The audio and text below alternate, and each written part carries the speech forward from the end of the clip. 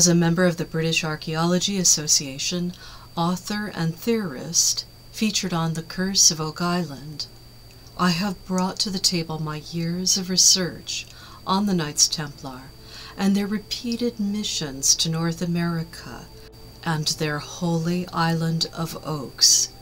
The Vikings knew of North America and had attempted to settle in the new land. They married into tribes, and knowledge of these events were handed down to French and English nobility through strategic marriages. Eventually, the Templars, being part of the nobility, would have inherited this information or were given it as a great secret to protect. It is a privilege to hold this unique piece of history in my hands.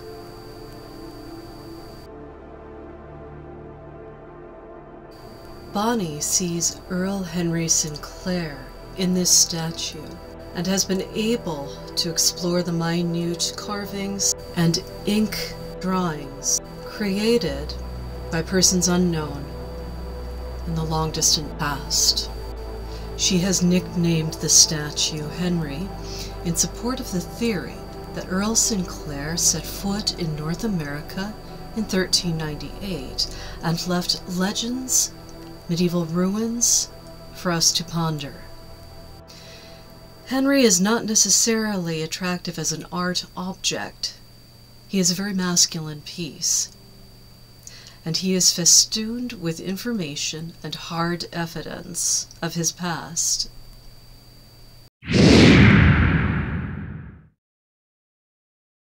Bonnie, hi, it's so good to see you. I'm so looking forward to talking to you today about your medieval statue, and also to thank you for entrusting it to me. I don't want to overshadow your commentary. How did you find him? Can you tell me that story? You've had this statue for a long time. How did you come across him?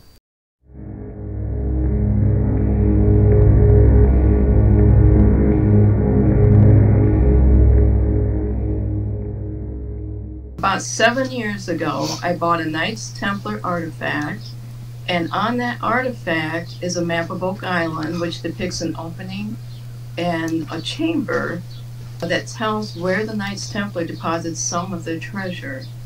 Now, I bought this artifact from a seller in France who lives in Adrian, France, and he bought it from an English dealer who happened to live in the Gers region of southwestern France, who bought it at an English flea market.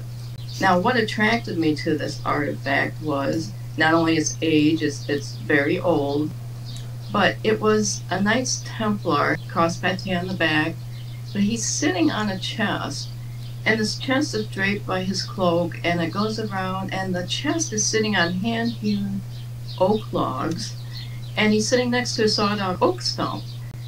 And on it was a deeper carving of a knight with a blade pointing down, and so that intrigued me, and that's one of the reasons I purchased this artifact. I thought, if nothing else, conversation piece.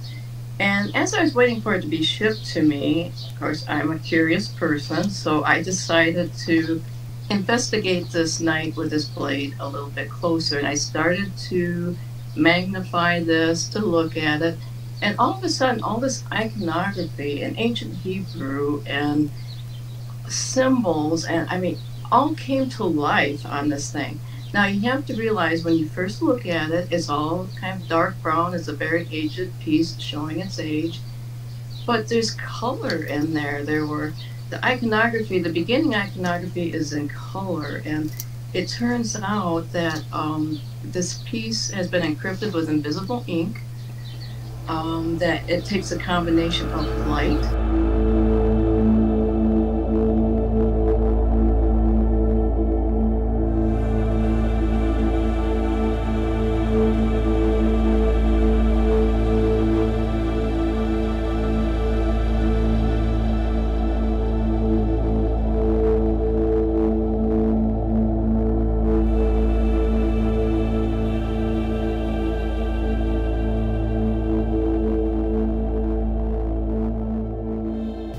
and magnification, and you can see all of these things.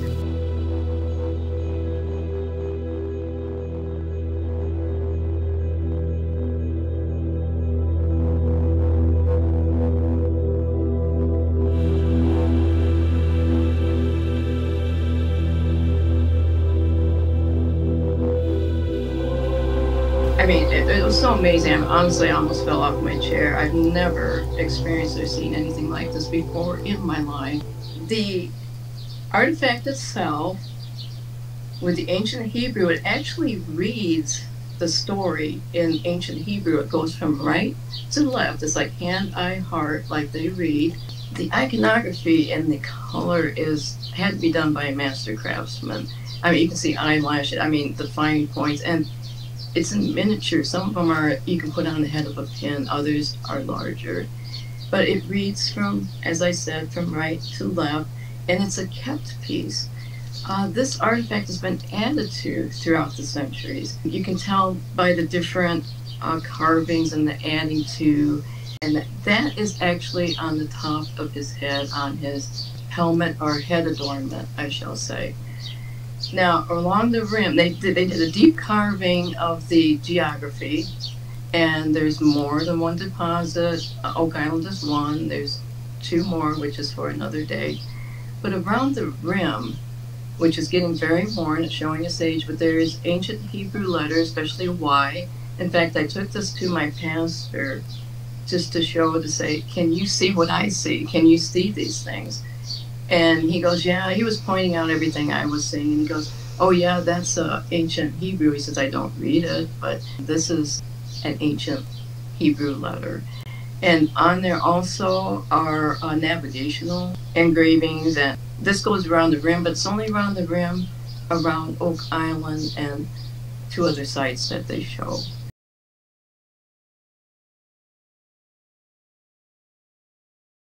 Now, the map itself shows Oak Island, but Oak Island has a triangle that I haven't heard talked about before, but it goes from the back, the front leg, and the other leg, and it goes up to the center of the island.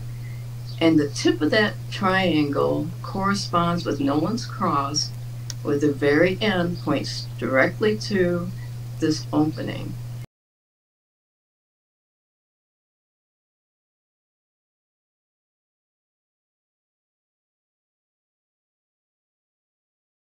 Now, there is no swamp at this time on this piece.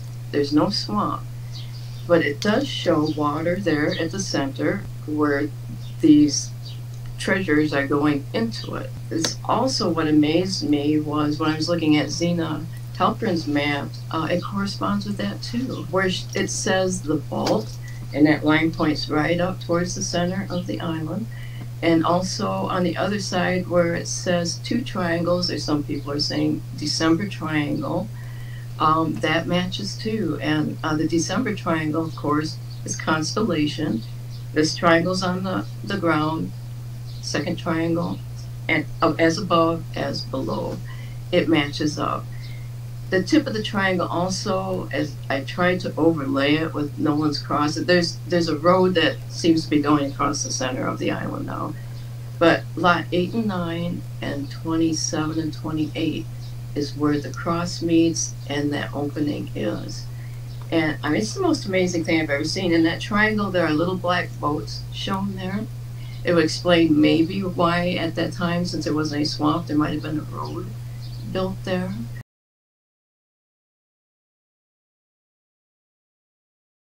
But I mean, all the dots seem to connect.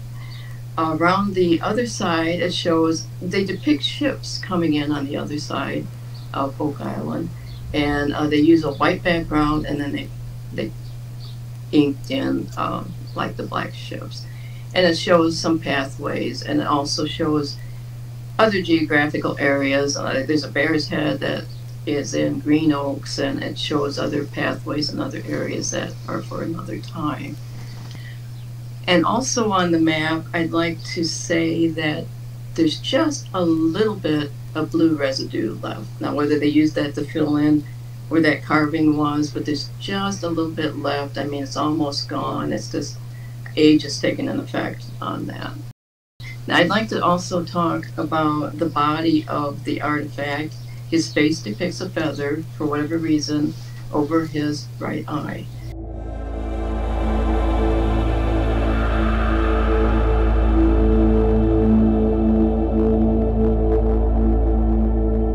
They did not want the story to be lost. They used iconography for the illiterate at the time so they can understand that. They used ancient Hebrew for the intellect.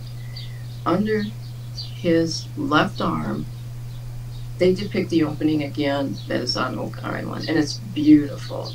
It's in color. They show it, for some reason, autumn. The trees are red, orange, yellow. The water is clear blue. But what they show is almost like the Monopoly game where you see the canvas bags that are tied at the top. But they show those with red crosses on them, and they are floating into this cave opening. And there's a man standing there with a staff. And above his head there's a Hebrew letter, which I tried to research, and I am not a theorist, I'm not a researcher, but it looked to be the Hebrew symbol for stay put. These bags were going into that chamber. The other side started the story where there's a monk standing there. He has a scroll that is unfurled, and on that scroll is ancient Hebrew that's starting to tell the story. And there's where they got the ships, and then it goes around to the right side, which I like to call the holy side. On this holy side, they have on his hand, in color, Joseph of Arimathea, and they aren't saying Joseph of Arimathea is buried on Oak Island or anywhere else, but they're depicting him because it was important to understand the objects that were around him. In his right hand, he's holding the cup of the blood of Christ.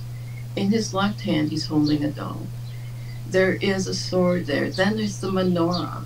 Then there is the chalice of Christ, Last Supper, which has the insignia and the Hebrew letter of God on it. And there's other things in the background, and then for some reason, it's not on his head, but the next little tiny section, I don't know how it fits in, but there's an emerald crown made of gold, emeralds, and diamonds. That's there for whatever reason. The next little section on his arm shows King David. King David is not buried on Oak Island. They're depicting what is there. King David is holding scrolls. Behind him are vessels with many scrolls in them. I believe what they took is a Davidic line. I believe that that is there. The next little section, which is important, is also a little controversial, but it's a silhouette of Jesus, and he's overlooking a woman and a baby who are in color. I'm going to inject my personal feelings. I do not believe it's the Holy Spirit looking over his birth of Mary and himself. I believe it's Mary Magdalene and their child. Also, if you keep going, I want to talk a little bit. There's more. I mean, there's so much more, but I want to talk a little bit about the stump that's next to them. On the stump, there's a skull and crossbones, and out of that, there's other iconography, Hebrew letters and things. What struck me most is there's an angel there with his right hand out in a blessing, and underneath is a carved heart. In that heart is the Ark of the Covenant. You can see the cherub. They have it facing outward so you as looking in can understand what the object is. There's a holy figure, and I believe there is the coat of arms of the Sinclair crest. There's the beastie with the crown on. I believe Henry Sinclair has a big part in all of this. There's a lot of iconography, there's a lot of Sinclair iconography on this piece. I'd like to say on his chest, which, speaking of the Sinclairs, there is what I believe to be William Sinclair on a horse with a woman holding a cross, which I believe some people say is Queen Margaret. And that is there. On the bottom, there's a big age crack. It just takes out a chunk. Possibly, says Rosalind, but I'm going to leave that for speculation and further investigation. So much to this piece. There's a spirituality connection. There's a Sinclair connection. There's the Trinity of the Islands. There's Oak Island. There's New Ross. There's Green Oaks. They're all connected. You can see his fingerprints all over there. There's, in part of the map, there's a Bear's Head, which is in Green Oaks. That's another stomping ground of Henry Sinclair. And it's also known for its gold-bearing areas and on, and we could talk another day about the Sinclair part of it. Now, what I wanted to say is when I first bought this artifact, I knew what I had after all of this came to be. Now, I could have gone to a big auction house and sold this piece and probably lived a very comfortable life. But sometimes there's things that are bigger than ourselves. But to me, the holy relics are priceless. And they need to go forward. And you do not go to all the trouble to hide this story, to encrypt it with invisible ink, and to also make it so illiterate and intellects can see the story. They did not want this to be lost.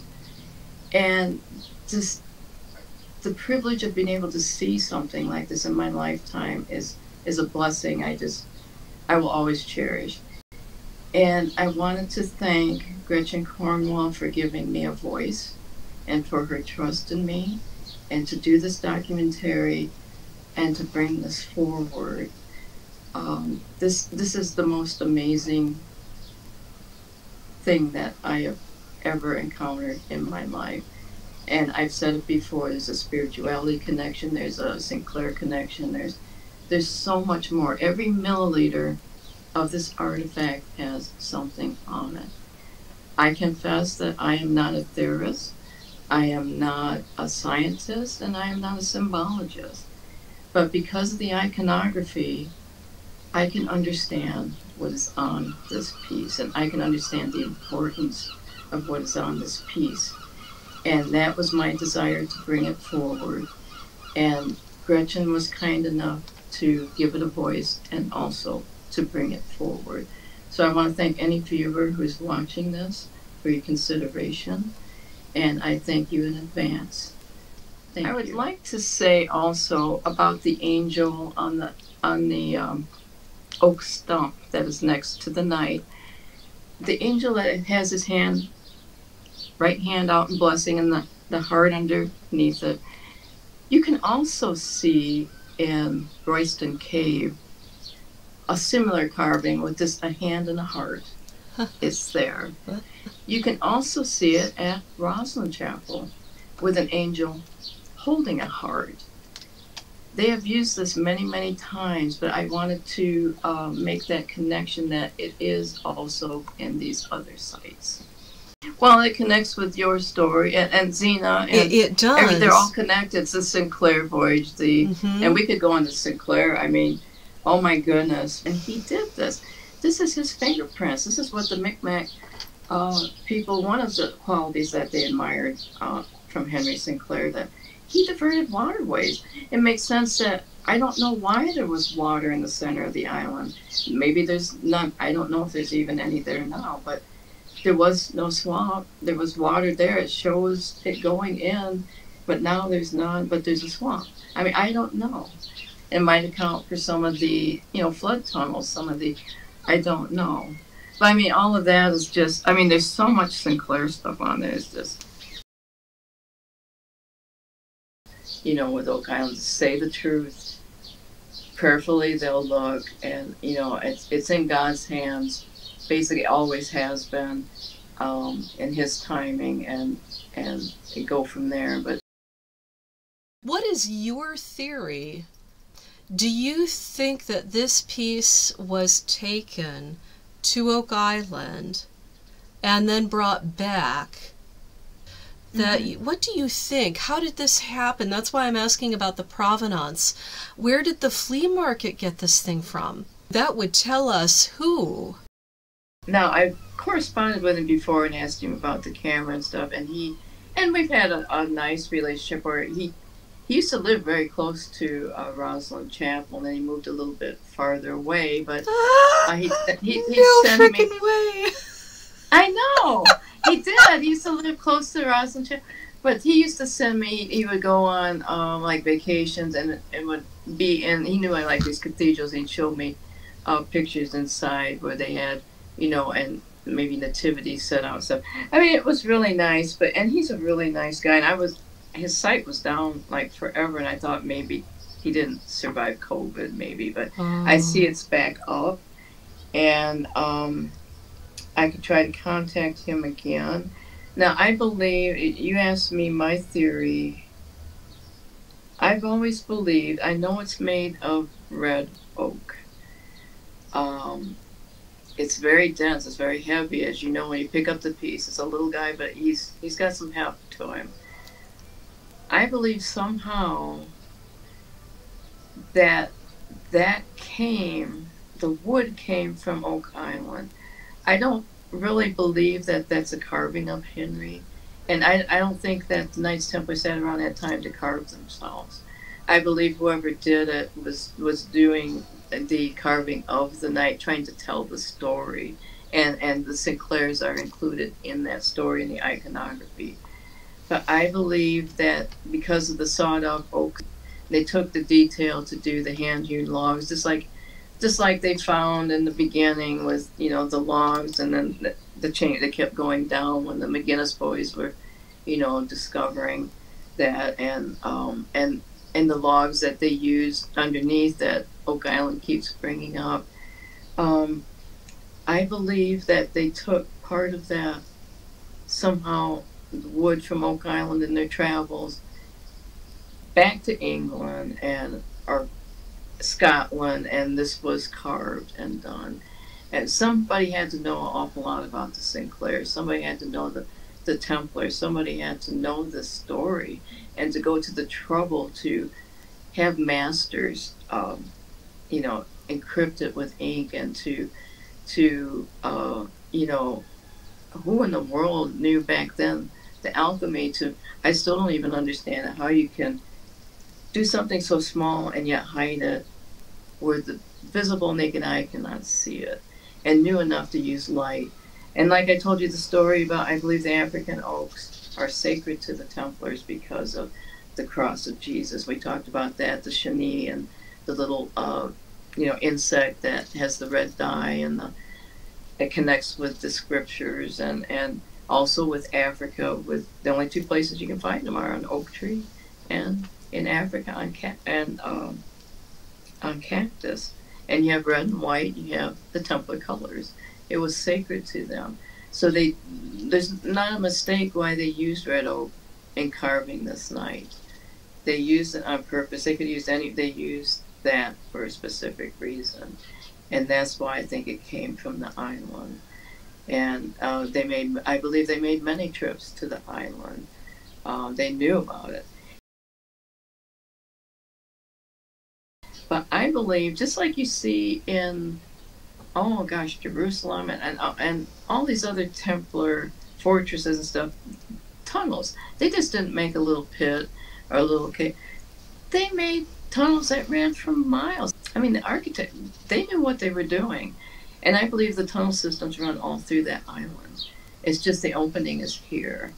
But my theory is that the wood came from the island. Then this intellectual class of people put this information on there. And they obviously wanted it to be kept a secret, because you wouldn't do what you do. You would just put it on there and have somebody keep it, or just like a map, put it somewhere. But this was meant not to be seen by just anybody, but they did it, they doubled down on it for just in case the intellect weren't around it. Like someone like myself can understand the iconography. I can understand the iconography. I can understand some of the symbols enough to know how important it is and where it is. If I can know where it's at, you know, by looking at all of this, they did their job well. There's a lot I left out. I mean, like I said, this thing is covered with so much, but I wanted to hit the highlights, and then if someone has questions later, That's great. You know, you can delve into whatever somebody's Okay. asking or Okay. wanting, but I'm thinking also with you, this is such a special piece. Honestly, Gretchen, I never really have. What I think what bothers me, the last thing that bothers me is I still don't know how they did it. Um, and I understand why they did it, why they hid all of this stuff because of the importance of the story and, you know, keeping it secret. And I know everybody likes paper and stone carvings and stuff, but they did use art objects. They did use art objects. And, but to use an art object, you know, like paintings, and we talk about the Poussin, you know, painting of the tomb, and they used a lot of things, but to encrypt it the way they did. And the thing that just amazed, every time I look at these photos, sometimes the detail in some of the minutest things. Like I was telling you about this little fellow I found along the rim, like a little dog or something. He's holding a string and there's little letters on that. But I mean, that's minute, but you can see the detail in it. You can see it. But you have to really, I have to magnify it like, I don't know, like 4 or 5 times. And then it's like, there it is. And he's showing the way. This group of people, this intellectual group, it had to be, because you can't do this. I can't figure it out. I'm sitting here in this century, and I can't figure out how you could even ink that small, how they had the knowledge to hide it. Where you look at Henry, he's brown, you know, he's dark, he's aged, he's showing his age. He's not a pretty piece, you know, to look at. I mean, I'm not putting him down, but, you know, I mean, as a decorative piece or something, I mean, I understand why nobody really picked up on him. He shows his age. And I never in my life thought I would see what I see. And the incredible artwork, why they did it in Hebrew and in iconography.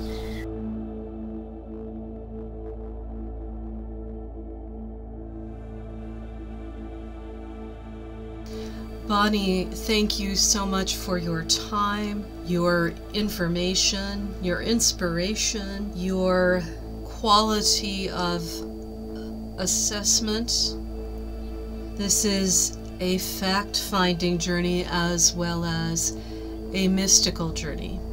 Thank you so much for your time and for entrusting this very important piece of history into my hands.